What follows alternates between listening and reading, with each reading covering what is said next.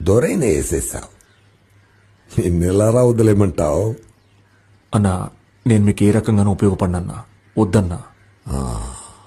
నేను నిన్ను పిలిపించా, నా ముందు కూర్చోబెట్టా, నా దగ్గర పని చేయమని అడిగినందువల్ల నేను బతిమాలినట్టు అర్థం కాదు.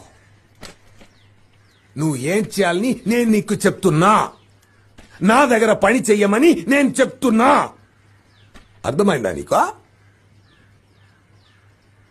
అన్నా, దొరన్నను నేను చంపలేదు. అవునయ్యా, నీ చంపలేదు. ఒకవేళ దొరన్నను చంపింది నేనే అయితే ఆయన్ని చంపి నాకు మిమ్మల్ని చంపడానికి ఎంతసేపు అన్నా?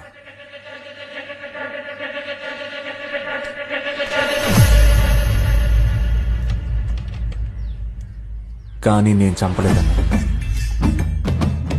నేను బయలుదేరతాను.